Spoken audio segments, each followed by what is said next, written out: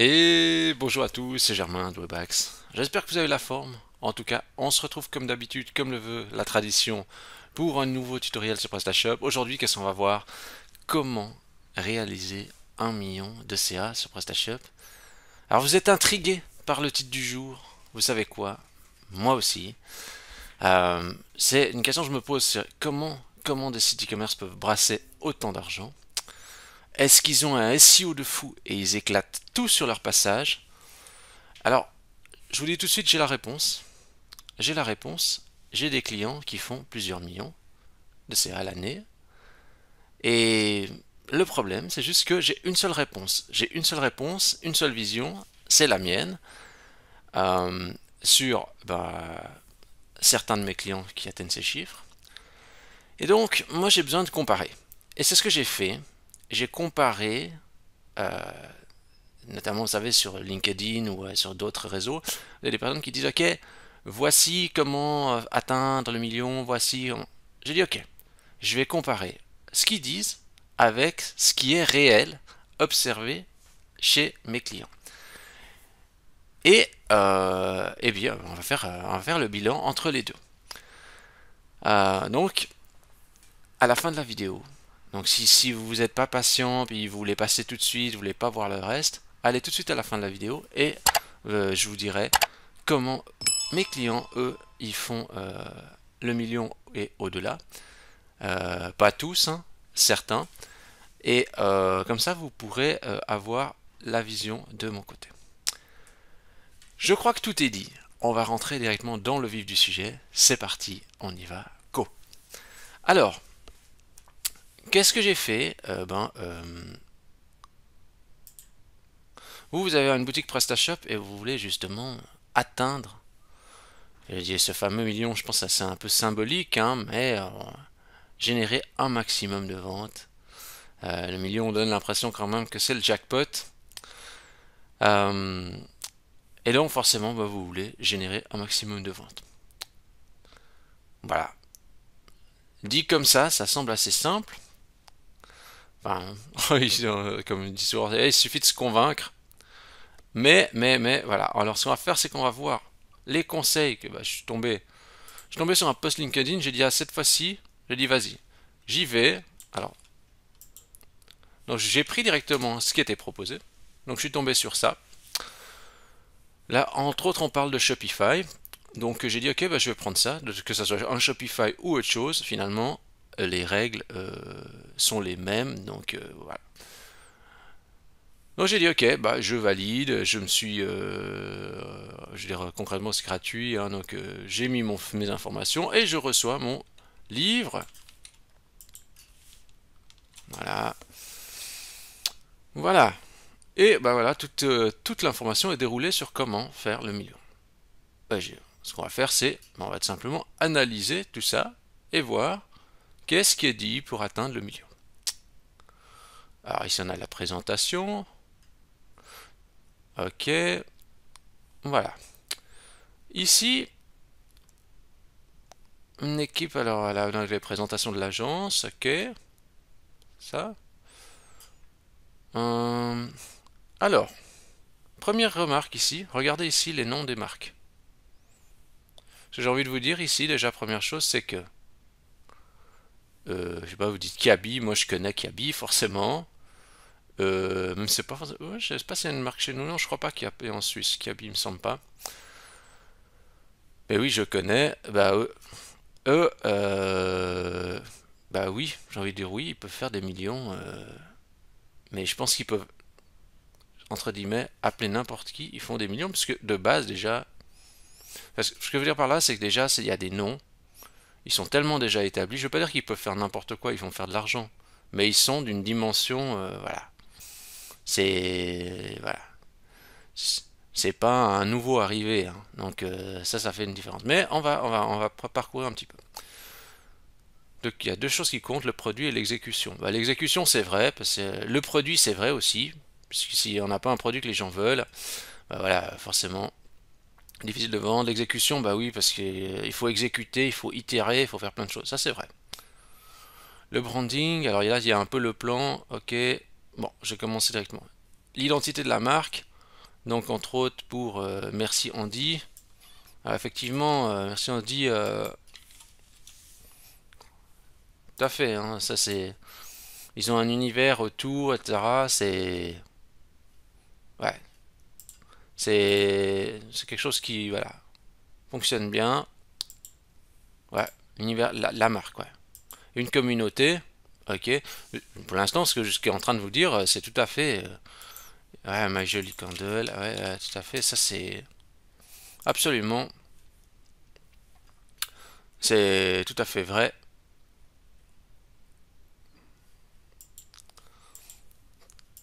Donc il faut s'appuyer sur ces exemples. Chantilly Biscuit, j'en ai aussi parlé. Slip français, ouais, c'est tout à fait juste. Une boutique bien optimisée, le Mobile First. Mobile First. Ouais. Après, c'est vrai que ça. euh, les commandes sont réalisées depuis un smartphone. Il faut que le site soit vraiment bien pour mobile, ouais. Mais en gros, j'ai envie de vous dire, bon, vous achetez un template PrestaShop. Alors, meilleur template PrestaShop. Je vais dire, mais non. Le thème de base est certainement le meilleur. Mais c'est ça qui est drôle des fois, c'est que j'ai dit des choses qui sont pas forcément toujours justes. Je pense que le meilleur template, c'est le template le plus téléchargé, c'est celui qui a le moins de bugs, etc. Donc entre autres, c'est le Warehouse, là, Warehouse template. Donc je veux dire, si vous prenez un template comme Warehouse, par exemple, même s'il est perfectible, en fait, ouais, il est déjà quand même bien sur mobile, quoi. Voilà, donc en gros, voilà, mettez déjà ça, une expérience client fluide, moins d'étapes possibles, voilà. Alors ici, l'expérience fluide, le panier, sticky, etc. Ça, pour moi, c'est... Je dis pas, je m'attarde aussi avec les détails chez les clients. Donc ça veut dire que chez certains, bon, on fait des optimisations plus approfondies. Mais voilà, est-ce que c'est ça qui fait toute la différence? Moi, je vois des sites qui sont catastrophes et que voilà, les produits par contre, ils sont au bon prix et les gens veulent absolument ces produits. Le site peut être une véritable catastrophe, ça vend quand même, quoi. Donc bon, ça, voilà, c'est toujours un plus. Quick Cart, ah ouais, moi je désactive toujours le truc Quick Cart là. Je trouve toujours intrusif. Enfin, moi j'enlève toujours cette fonctionnalité. Donc là, bon, c'est bien sûr, ça c'est après des avis personnels. On n'a pas tous la même position, mais voilà. Quick Cart, ajout rapide au panier. Franchement, que l'ajout au panier soit ici ou sur la fiche produit dans un listing, ça change pas la donne. C'est pas parce qu'il y a le bouton ajouter au panier ici que vous allez vendre plus. En plus, si vous prenez par exemple à la différence, si vous prenez par exemple des sites comme le Shop, la Migros, vous êtes en train de vous faire vos courses, et puis vous avez besoin de faire l'ajout rapide. Bon, là ici entre autres, en plus il n'y a pas l'ajout. Est-ce qu'il n'y a pas l'ajout panier? Voilà, c'est assez paradoxal parce qu'ici, vous voyez sur le shop, vous faites les courses, vous voulez faire que ça aille rapidement, il n'y a pas l'ajout au panier pour le faire tout de suite, alors qu'il y en aurait besoin. Et peut-être sur d'autres sites, voilà, c'est moins. Ici, peut-être sur un habit, vous allez quand même consulter, etc. Vous allez dans la fiche, peut-être moins indispensable de l'avoir là. Ouais. Ouais, bah oui, raccourcir le tunnel d'achat, oui. Oui, oui, après vous faites des fois les one checkout, les one page checkout, c'est pas toujours non plus incroyable, hein, des fois pour raccourcir le panier. Vous savez, c'est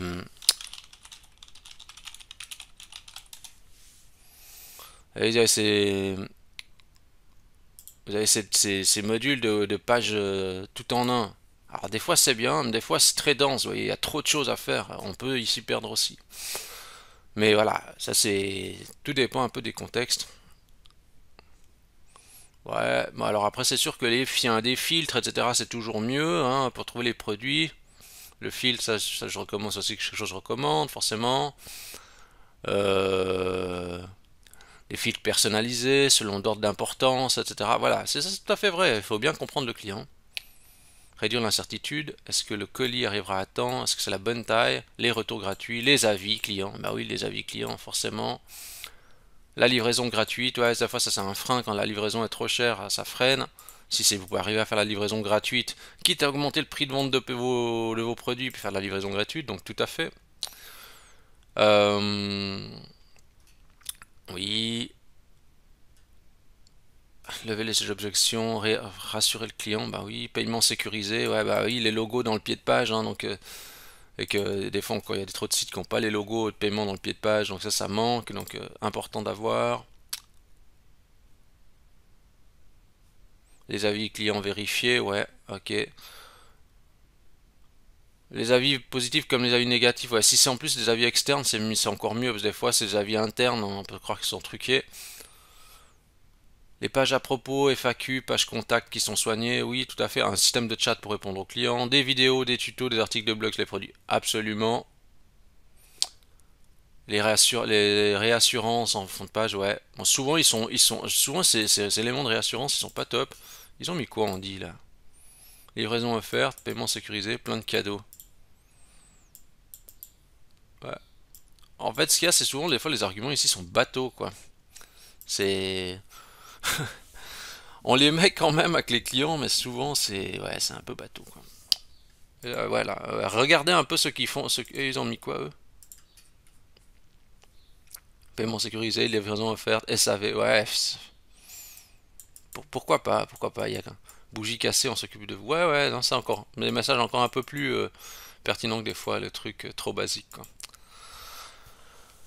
Ouais, se faire livrer à la maison, bon, ok, bah oui. Euh, Trop peu de click and collect, ouais, ouais. Ok. Livraison gratuite au client, ouais, effectivement, enfin, ça c'est freinant. Si la livraison est payante, mais après on n'a pas trop le choix, hein, c'est normal qu'on peut pas tout offrir, hein. Ouais, elle ne doit pas trop impacter les marges, absolument, hein, ça c'est vrai, hein. Ok, la livraison gratuite, ouais, bah oui. Bon. Les retours, ouais, donc c'est vrai qu'il faut avoir une stratégie pour limiter vraiment le maximum les retours. Donc effectivement, plus ça va être détaillé et fourni, plus vous allez éviter les retours. Donc nous, il y a un travail vraiment complet à faire sur la fiche produit.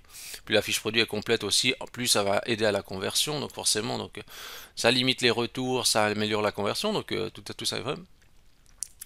Le compte invité, ouais, alors moi, je suis partagé. À un moment donné, j'étais pas trop fan pour le compte invité parce que finalement, des fois, ça crée de la redondance dans PrestaShop typiquement. Ça crée plusieurs comptes avec un même mail. Ça décentralise le compte, donc moins fan. Mais bon, les gens aiment les comptes invités et je dois avouer que même moi, quand j'achète sur un site où je pense pas racheter une deuxième fois, si j'ai pas besoin de mettre mon mot de passe, je saute cette étape. Mais ma crainte, c'est aussi que quand je fais pas quand je crée pas un compte, des fois pour le suivi de la commande, etc. C'est un peu plus buggy le compte invité. Mais ça, c'est nouveau, c'est par expérience. Le compte invité, des fois, j'ai l'impression que la traçabilité, tout ça, il est moins bon, même côté client. Des fois, plus buggy. Mais ça, c'est mon avis. C'est voilà, je comprends qu'on puisse intégrer le thème, le guest checkout. Un chargement rapide. Bah, de nouveau, ouais, euh, un bon thème, optimiser la taille, éviter les scripts inutiles et tout ça. Bah, il faut, voilà. Moi, je dirais que, voilà, nouveau ici, c'est, bah, il faut un thème qui charge quand même à une vitesse correcte. C'est quand la page se charge, est-ce que l'utilisateur se dit c'est long ou non, ça va. Après, si, faut bien aussi regarder, c'est, voilà, c'est aussi, regardez aussi PrestaShop hébergement. Ah ouais, bah il est là. Ouais, vous regardez quel est le meilleur hébergeur pour PrestaShop. Prenez un hébergeur aussi rapide. C'est vrai que si l'hébergeur il est lent derrière, vous pouvez avoir le meilleur thème possible, mais prenez un VPS par exemple. Bon rapport qualité-prix. Stratégie d'emailing, ben oui, les mails, ça c'est un levier, tout à fait, c'est un bon levier. Euh, donc surtout s'il y a déjà l'acquisition de clients qui est déjà faite, il faut vraiment travailler avec ses clients existants. Qu'est-ce qu'il dit? Ouais. Email de bienvenue, ça en principe moi je mets pas, mais après, email d'abandon panier. Nouveau, j'ai l'impression que ça c'est un peu le bazooka. Les gens sont pas fous, ils savent qu'ils ont ajouté quelque chose au panier. Si tout le monde faisait des relances panier, on serait inondé de ça. Euh, voilà, moi je suis pas sensible à ça et des fois je me dis c'est encore renier la marge. Je pense qu'on n'aura pas besoin de faire la relance de mail de panier abandonné, mais ça c'est personnel de nouveau. Et j'ai l'impression que chez les clients qu'on a testé ça, c'est pas aussi convaincant que ça. Après voilà, si c'est pour relancer un camping-car, ça va peut-être déclencher une vente, ouais, peut-être ça vaut la peine. Mais très souvent, par rapport au volume de mails qui transitent, finalement, les retours sont quand même assez faibles. Mais ça, c'est des expériences que j'ai eues, voilà, ça peut dépendre des domaines et tout ça. La stratégie d'emailing, qu'est-ce qu'on dit? Ah ouais, ça c'est pour solution d'emailing. Je croyais qu'ils me parlaient du cocon sémantique, mais non, là, pas. Stratégie événementielle, ouais, autour du client et organiser des événements, etc. Ouais, absolument, absolument. Ça, je suis 200% d'accord, hein, je confirme qu'il faut faire. Mais nouveau, c'est du boulot, hein, organiser un événement autour de sa société, etc. Ouais, créer un peu l'effervescence en fait. Oui, oui, oui, oui. Qu'est-ce qu'on dit là? Tester, faire des tableaux de bord, vérifier les stocks, utiliser le marketing automation, ouais. Ouais, avec des scénarios, oui, pour autant que ça soit pas trop, trop, trop violent. Des fois, ouais, faut que ça soit intelligent, mais ouais. Le pop-up, politique, garder contact avec les nouveaux clients, ouais, ouais, ouais, bien sûr, tout ça est intéressant. Un nouveau design pour la page d'accueil, ouais, alors là, c'est un peu plus chaud quand même à mettre en œuvre, en tout cas sur PrestaShop. Sélectionnons les produits selon les budgets et les thèmes, ouais, ça c'est un peu, ça c'est toujours intéressant, mais ça dépend des secteurs, il y a des secteurs, bah, ça s'adresse pas besoin forcément de faire ça. Recommandation des produits en bas de page produit, ouais, alors après même les accessoires ou ouais, effectivement. Notification push, ouais, bon, bah, ça c'est un peu intrusif, si tout le monde fait des push, voilà. Ouais, ça aussi, un petit mot à l'attention du client dans le colis, ça fait. Voilà. Émotionnellement, ça fait un coup, donc ouais, ça peut être intéressant. Et voilà, l'émotion, ça joue un rôle important. Voilà, qu'est-ce qu'on nous dit? Adapter la boutique, offrir les. Ouais, pareil. Mise en avant des produits, remplacer les paniers abandonnés. Relancer, pardon, les paniers. Ouais, être mobile first, ouais, bah, ça on a vu. La logistique. Bah oui, la logistique, il faut que la chaîne d'expédition soit le plus optimale possible. Si vous avez la main sur les produits et le bon transporteur, c'est important. Plus que aussi que le transporteur, on va dire, fasse le mieux possible son travail et que les produits soient bien emballés pour éviter toute casse, etc. Voilà. Donc gérer le stock et la livraison, voilà, ça c'est à vous de voir. Mais que le colis arrive bien du point A au point B avec le suivi aussi du colis, hein, ça aussi le client apprécie. Améliorer le taux de conversion. Bah oui, ça aussi, je dis, et ça c'est important. Je suis tout à fait d'accord avec ça. Regardez, optimiser la conversion, c'est plus puissant que le SEO, ouais, donc ça c'est important. La preuve sociale, inspirer confiance avec les réseaux sociaux et tout ça, ouais, effectivement. Voilà, les avis clients et les témoignages, ouais. Ok, ouais, c'est le tunnel d'achat. Bah, après, le tunnel d'achat, ils sont assez standards maintenant, donc mieux vaut des fois un tunnel d'achat fonctionnel mais moins buggy qu'un tunnel d'achat court mais potentiellement buggy. Ça, c'est mon avis, hein. Voilà. UX design. Optimiser la conversion de manière permanente. Ouais, ça je conseille aussi avec les clients, c'est une fois que même que la boutique PrestaShop elle est finalisée, ne la laissez pas stagner. Essayez de continuer à l'optimiser, à l'upgrader vers le haut en faisant des petites retouches, des petits ajustements pour vraiment tendre vers l'excellence. Tester des landing pages. Ouais. Bon, il faut déjà aussi avoir le temps de faire des landing pages. Donc les pages d'atterrissage. Mais après, ça dépend de. Si vous êtes un e-commerce, je conseille de faire du Google Shopping principalement. Et donc les landing pages, en gros, c'est vos pages produits, donc qui soient bien optimisées, quoi. Une fiche produit peut toucher 6 à 7 aspects pour une fiche produit qualité. Les visuels, ouais, les images produits importants, ouais, il y en a. Bouton d'ajout au panier, ouais, forcément. Un titre et une description, ouais. Les avis clients, des appels à l'action, des éléments de réassurance, ouais, on est sur du classique, hein.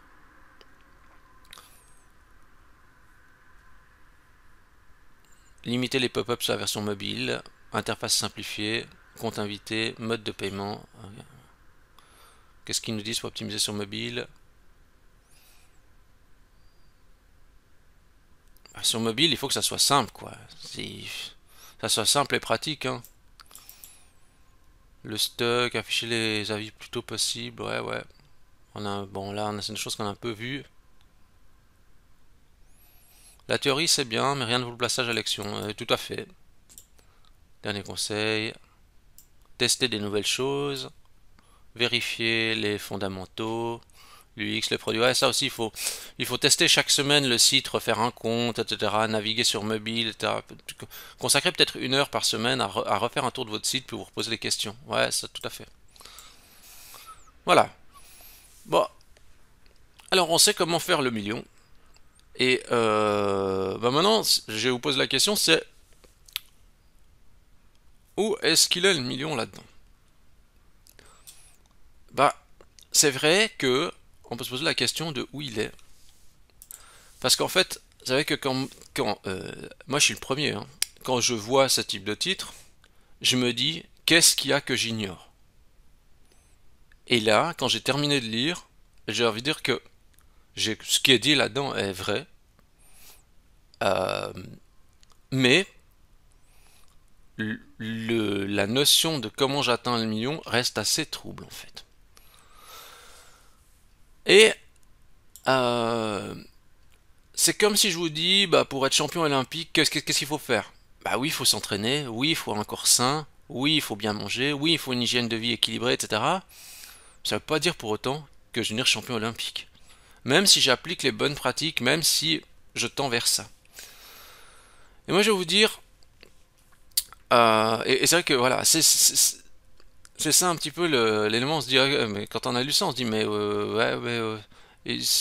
elle est où l'astuce? On s'attend à une astuce, un levier à appuyer dessus qui va faire la différence.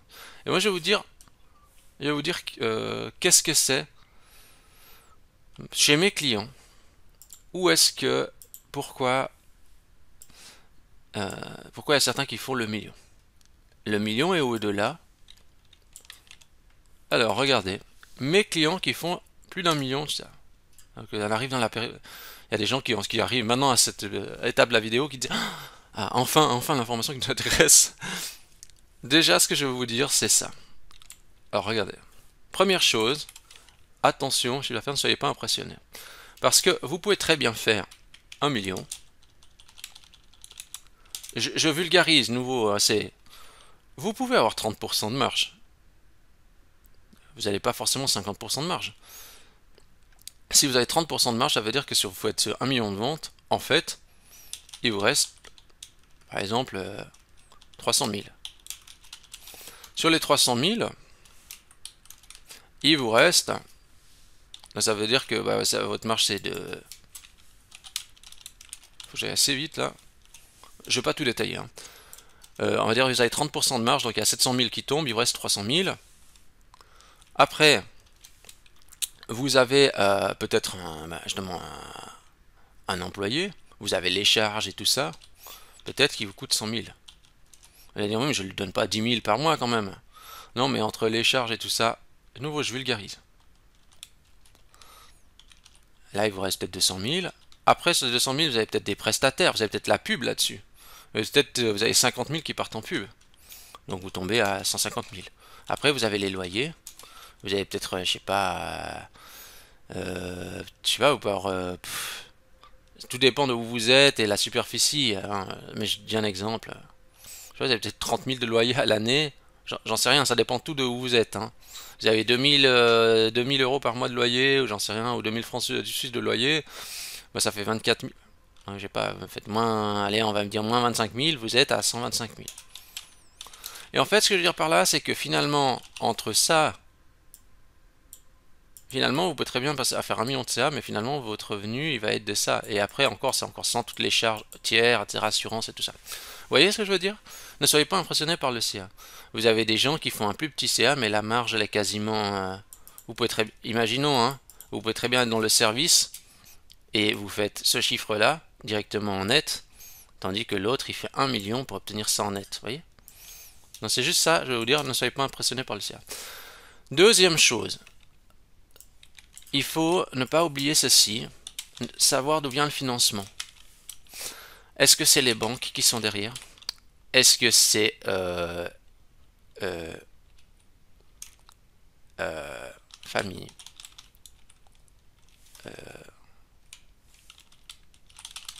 société? Des fois, vous avez des entreprises, enfin, je veux dire, vous regardez ceux qui réussissent et vous dites, oh là là, ils réussissent trop bien et moi je réussis pas. Et des fois, s'ils réussissent pas avec leur argent. Ouais, je vais peut-être mettre ça. Des fois, vous avez des banques derrière, vous avez des investisseurs. Ça veut dire qu'ils ne fonctionnent pas directement en circuit fermé avec leur propre argent. C'est pas de l'argent à vous comme vous avez, vous avez débloqué en autofinancement. C'est avec de l'argent qu'ils n'ont pas. C'est l'argent des banques, l'argent des investisseurs ou l'argent de la famille. Des fois, c'est des gens, il y a des lignées qui ont des moyens, peuvent investir. Si vous comparez à ça, ça va vous faire peur. Parce que ces gens-là, en mode autofinancement, ils réussiraient pas forcément autant bien que vous. Donc, n'oubliez pas non plus ça, savoir d'où vient le financement. Euh, Ça, c'est juste pour le côté un petit peu rassurant, hein, de pas se mettre trop la pression, parce que des fois, c'est, moi, je vois, je dis, ok, vous aussi, vous pouvez réussir avec du financement qui n'est pas à vous. Hein, on vous pose quelques millions, vous faites des millions avec, et en plus, vous n'êtes pas forcément rentable. Donc ça, voilà. Maintenant, qu'est-ce qu'il y a dans ces clients qui réussissent à faire le million et au-delà? Déjà, ils existent depuis longtemps. Donc, moi, je vois rarement des cas, enfin, j'en vois pas dans mes clients, euh, de ceux qui sont sortis de terre et s'ils sont passés, on va dire, euh, de 0 à 1 million, voire au-delà, en un laps de temps court. Non. C'est des sociétés qui existent depuis longtemps, 20 ans, 30 ans, plus. Et certains, justement, c'est des sociétés qui sont emblématiques, qui existent depuis beaucoup plus longtemps que ça, voire la centaine d'années.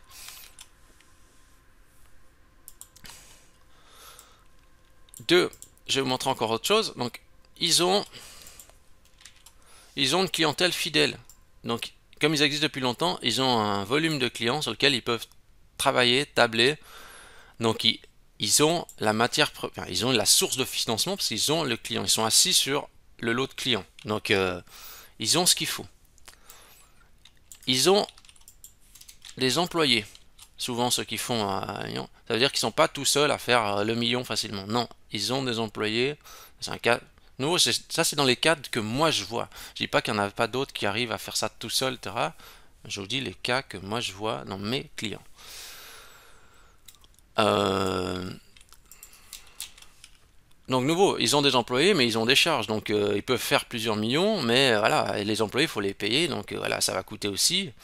C'est pas parce que vous faites plusieurs millions que les millions vous reviennent. Vendre des articles chers, donc ça c'est vrai. Ceux qui font le million, ils arrivent plus facilement quand ils vendent des articles chers. Il n'y a rien à faire. Prenez un exemple simple. Pour faire un million, il faut vendre 1000 produits à 1000 CHF. Soit, si on fait le calcul, regardez, si je dis 1000 produits fois fois 3, donc ça veut dire 3 ventes par jour. Non, excusez-moi, je me suis trompé. 3 produits, donc 3 ventes par jour à 1000 francs, donc fois 365, 1 95 000.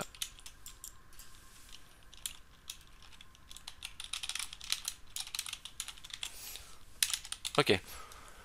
C'est plus facile de faire 1 million en vendant des produits à 1000 francs. Vous vendez des canapés, vous vendez une machine à laver, etc. Vous faites 3 ventes par jour. 3 ventes par jour, c'est avec une conversion de 1%, ça veut dire 1% égale 300 visiteurs par jour.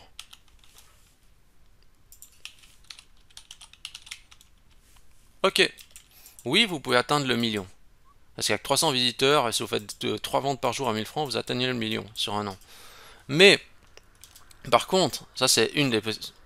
Mais très souvent, le panier, il peut être entre 50 et 100 CHF. Donc ça veut dire qu'en fait, il faut pour atteindre le million, 10 fois plus de visiteurs. Donc ça veut dire qu'au lieu de 300 par jour, le panier il est 10 fois moins grand. Donc il faut x 10 le trafic entrant. Donc ça veut dire qu'il faut 3000 visiteurs qualifiés par jour. Et vous voyez la difficulté? Vous vendez des bonbons, eh ben il faut vous accrocher hein, par rapport à celui qui vend des machines à laver ou des canapés. Vous voyez ce que je veux dire? Ça semble rien en fait. Ça semble évident, mais concrètement, les clients, chez moi en tout cas, les clients qui réussissent le mieux, c'est ces clients-là qui vendent des produits chers. Ceux qui vendent des produits moins chers, hein, là, c'est beaucoup plus difficile d'atteindre le million, quoi, concrètement.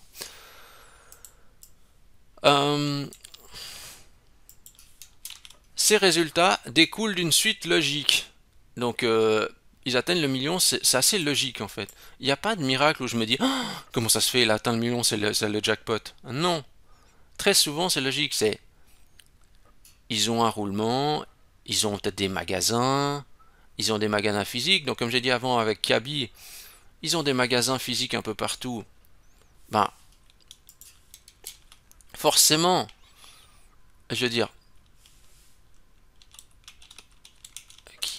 Kaby, je veux pas dire que si Kaby fait faire son site à un stagiaire, eh ben, ils vont faire le million, mais concrètement, c'est ça. Le plus dur n'est pas le site, en fait. Et je vais vulgariser. Prenons parce qu'on a vu avant le cas avec Shopify. Je dirais, il y a des experts pour tous les domaines, etc. Mais moi, je pense personnellement, imaginons, vous avez Kaby qui est établi avec ses magasins, il n'a pas de site online, il n'a pas de shop online. Vous avez Kaby, ils vont prendre un jeune lambda. Il va créer le site e-commerce pour Kaby sur Shopify avec aucune connaissance technique. Ils vont mettre les produits, etc. dans le Shopify. Alors bien sûr, il y aura des choses à faire, etc. Ils vont atteindre le million, mais pas parce que la boutique Shopify est bien. Parce que la puissance des magasins physiques et la puissance de la marque établie est forte. A l'inverse, vous pouvez faire le meilleur site Shopify ou meilleure boutique PrestaShop, ce que vous voulez. S'il n'y a pas la puissance de la marque, ça ne fait rien. Et en fait, le scénario qu'on voit le plus souvent, c'est une boutique PrestaShop vraiment très bien léchée, etc., mais zéro vente ou peu de vente. Et à l'inverse, il est rare de voir une société, on va dire, très puissante dans le, on va dire dans le physique sans online.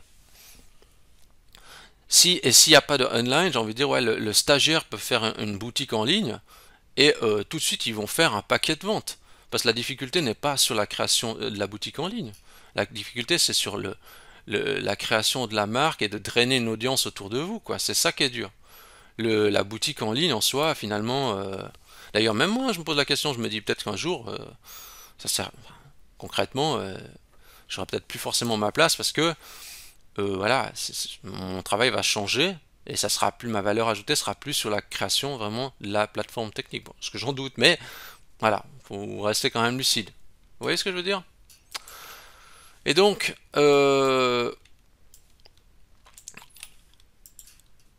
les résultats découlent d'une suite logique, donc ça veut dire que l'entreprise a progressé petit à petit et donc dans le temps est devenue plus grosse, a consolidé, a engagé des gens, donc ils augmentent leurs chiffres, etc. C'est pas un jackpot parce qu'ils ont trouvé un produit miracle en dropshipping et ils vendent ça à tour de bras. Non, c'est pas ça. Et en revanche, je vois jamais justement le cas de 0 à 1 million sur un laps de temps court. Bah oui, ça je vois jamais. Dans mes clients, en tout cas, je vois pas ça. Ou alors oui, ou vous dites peut-être des solopreneurs qui vendent une formation à 1500, enfin, à 1500 euros au lieu de 3000, qui vont vous expliquer comment faire de l'argent avec l'IA. Oui, oui, oui, mais ça c'est, ça c'est lunaire. C'est lunaire.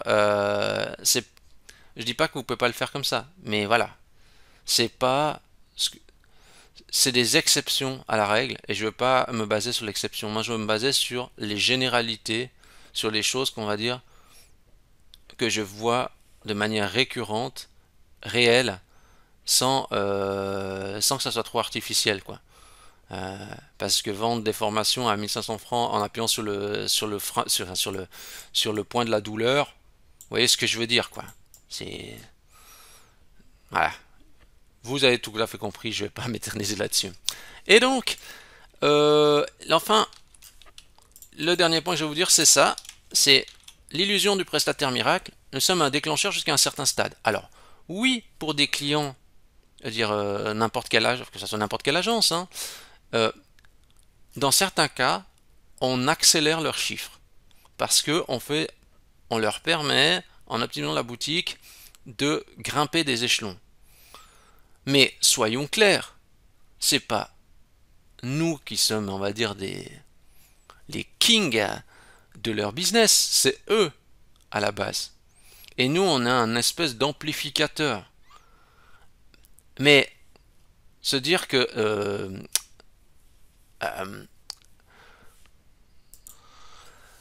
qu'en fait que le client ignore et que nous on a le savoir, ça c'est complètement illusoire. C'est vrai que moi je vois bien, c'est la base, c'est un produit. Si le produit est cher, que justement il y a une demande, etc., c'est beaucoup plus facile de vendre le produit et puis de faire du chiffre avec le client que dans un autre cas où le produit est moins demandé et que bah, le prix de l'article est moins élevé, que sa marge est moins grande. Vous voyez? Moi j'applique toujours les mêmes stratégies, mais à certains, bah voilà, ça marche moins bien. Mais c'est parce que l'activité du client ou sa société ou est moins bien établie ou moins bien. Vous voyez, il y a moins de traction sur elle. Et pourtant, je délivre le même type de travail. Donc, faut être honnête. C'est concrètement, euh, la force est quand même du côté du client, et c'est ça quand même qui joue le rôle déterminant. La partie shop en ligne, c'est un support pour aider le client à une prolongation de son business pour essayer de le vendre plus, mais rarement miraculeux, hein. Moi, ce que je dis bien, c'est dans ce que j'observe, j'ai jamais eu de surprise. Même si on fait justement un ou plusieurs millions avec certains clients, eh bien, c'est jamais une surprise.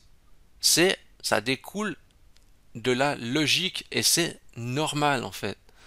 Essayez de garder ça en tête. Voilà, moi c'est ça que je voulais vous montrer. Je trouvais intéressant de comparer une vision avec quelqu'un d'autre qui montre comment faire le million. Vous avez pu voir comment d'autres personnes voient pour atteindre le million du CA. Moi, je vous ai montré sur la base de ce que je vois chez mes clients, comment ils font eux le million. Et en fait, c'est ce que vous constatez, c'est que finalement, il n'y a pas vraiment de surprise, quoi. Et ça. Et je crois que c'est ça qu'il faut. Les petits hacks, astuces, etc. Je pense que si je devais vous en donner un, dire pour faire le million rapidement et le plus. C'est vrai que j'ai envie de dire ceux qui vendent des formations, ils l'ont bien compris. Je pense que c'est encore le chemin le plus court, hein. Vous vendez une formation sur un point de douleur, vous vendez 1500 au lieu de 3000 et puis vous appuyez bien sur un point de douleur du client. Ouais, je pense que mieux que ça, il n'y a pas. Mais ça, c'est des business un peu à part. Là, j'essaie de me baser sur des business classiques, applicables à tout type d'entreprise. Et en fait, c'est ça qui se passe dans la réalité de ce que je vois chez mes clients. Si vous avez aimé cette vidéo et que bah voilà, vous avez même si vous n'avez pas aimé, vous pouvez peut-être même la liker quand même. Et vous pouvez vous abonner à la chaîne YouTube, ça fait toujours plaisir. Vous pouvez rechercher aussi Webax dans Google et puis mettre 5 étoiles, ça fait toujours plaisir. Donc merci aussi pour ce book, hein, intéressant de comparer. Même si, voilà, je dis bien, moi je pense que quand en plus j'ai regardé quand même à l'âge, il est assez jeune, hein. Ouais, il est bien plus jeune que moi, oui. Et bah, moi je pense pas qu'à son âge j'avais fait quelque chose d'aussi bien, aussi détaillé, donc c'est très bien. C'est juste que voilà, on expose des avis et je pense que c'est pas toujours qui sont un peu différents forcément. Je pense que c'est toujours intéressant. Voilà. Sur ce, je vous dis bonne réflexion à tous et à la semaine prochaine.